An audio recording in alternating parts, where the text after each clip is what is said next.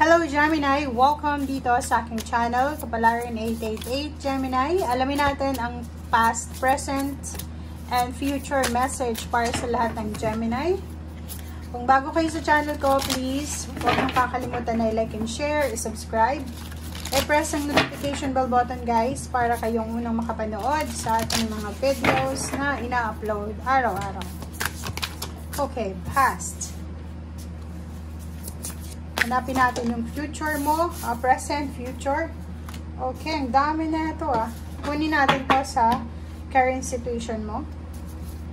Hanapin natin yung future mo. Ikaw lang yung pinakamarami sa kasalukuyan. Okay, so future.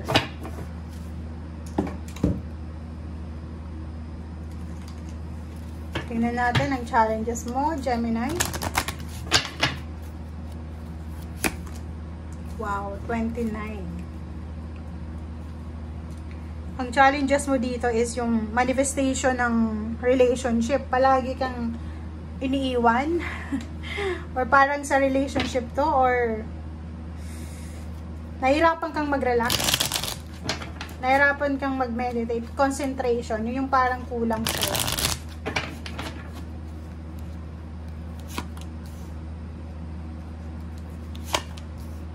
Ang dami na ito sa kasalukuyan. Okay. Past Gemini. Wow. Okay guys. So, sa kasalukuyan, I mean sa past mo, sorry guys. Sa past mo, parang sinasabi ng baraha dito na may mga decision making ka na mabilis. Mabilis na decision. For example, may gusto kang gawin, gagawin mo siya nang hindi mo pinag-iisipan. So, pwedeng ito yung nakaraan mo.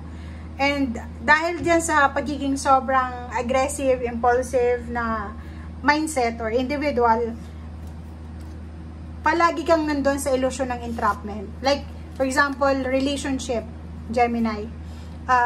Kung may nagugustuhan kang isang tao, liligawan mo agad. Hindi mo alam kung tama ba itong ginagawa mo or nasa tamang direction ka ba. Kasi, medyo impulsive, gagawin at gagawin ng lahat. Mabilis yung actions mo from your past. Sobrang bilis ng action mo na nakakalimutan mo na wait, kailangan ko palang mag-pause, kailangan ko palang mag-isip. Kasi, yung past mo is actions, muna, first is action, and then magsisisi ka sa endings. Parang ganon. So, yun, ang past mo is parang kulang ka sa self-confidence, na feeling mo helpless ka and natatakot ka din na kunin or i-take responsibility yung mga actions mo. Kaya nagsisisi ka sa bandang huli. Okay, ito. Tingnan natin. Ito yung current situation mo, guys. How? Sa kasalukuyan, guys, may iba sa inyo dyan na medyo nakakaramdam ng kailangan ng peace of mind. Parang nawalan kayo ng peace of mind dito sa kasalukuyan. Pwedeng nawalan ng personal freedom. Pwedeng nasira yung discarding mo. Or pwedeng nawalan ng pera. Pwedeng nawalan ng trabaho. Or pwedeng may mga sekreto ka na nabunyag. Or pwedeng yung iba sa inyo dyan is nagkaroon ng sakit. Parang ganun. Comment down below. Ito naman is sa kasalukuyan, pwedeng may iba sa inyo dyan, Gemini, na nagpakasal, may nag-celebrate, may house blessing, pwedeng sa kasalukuyan, lumipat kayo sa inyong dream house, nakabayad na kayo sa inyong hinuhulugang bahay, lupa, or sobra kang grateful siguro yung iba sa inyo kasi nakuha nyo yung peace and prosperity. Okay? And yung iba, contented sa kanilang buhay. Okay? And yung iba din dito is nakakuha ng recognition, rewards, awards, nakapagsimula ng sarili nilang business, napuri sila ng pwedeng nanalo sa election yung iba, or yung iba is nakapagtapos ng pag-aaral or nakapagpatapos ng pag-aaral, may mga additional income, unexpected inflow ng abundance, and marami kang natagpuan na like-minded individuals. So, marami kang nakilala na posibleng nakatulong sa'yo. And tumaas yung reputasyon ng iba sa inyo. Okay. And yung iba din sa kasalukuyan is dahil sa marami kayong mga utang siguro. Marami kayong responsibilidad. Sobrang busy kayo ngayon. Working hard, working too many hours, multitasking, and kailangan mo ng tulong pero hindi ka humingi ng tulong. So, yun. Sabi dito is health issue.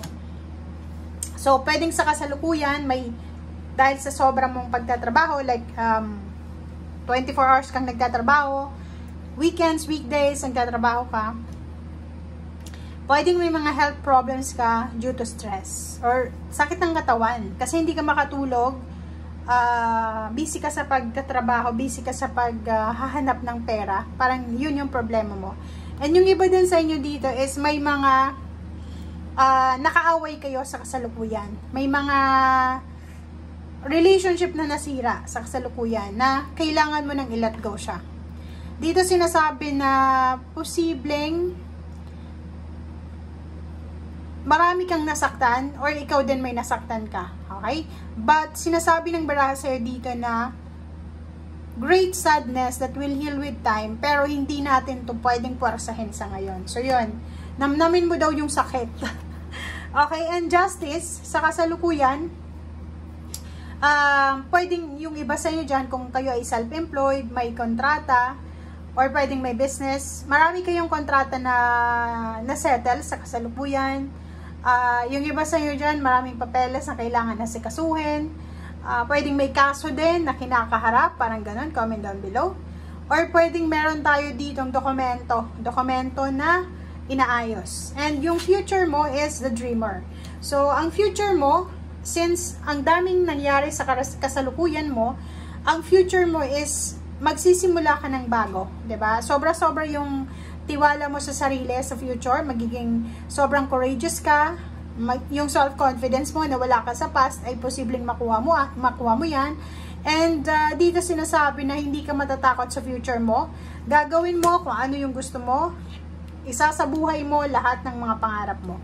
And King of Cups, makukuha mo yung peace, harmony, contentment na wala ka sa past and the present situation. For example, kung ano itong minamanifest mo sa kasalukuyan, nagmamanifest ka ng good family relationship, business relationship, good business or career, stable career, or any area sa buhay mo na gusto mong maging stable, mangyayari yan sa future. Sa future is sobrang kalmado ng buhay mo. Sobrang kalmado, parang nandun ka sa isang situation, sa isang relationship na kalmado, nandun ka sa sitwasyon na masaya ka, nandun ka sa sitwasyon na contented ka, and wala kang problema. Ang challenges mo lang is from past, present, and future is yun na nga, nahirapan ka na hanapin yung peace and harmony. Wala kang focus minsan nawawalan ka ng direksyon dahil sa sobrang impulsive and aggressive mo. So, yun lang yung challenges mo. Yun yung kailangan mong i-overcome, yung mabilis kang magdesisyon, yung pabago-bago ka din ng desisyon, or late ka magdesisyon, or yung iba sa inyo mabilis magdesisyon. So, kailangan mo daw na planuhin ang lahat, 'di ba? Huwag kang matakot sa responsibilities, okay? Take responsibility kung ano man to na kailangan ng responsibilidad, okay? Thank you guys. Bye!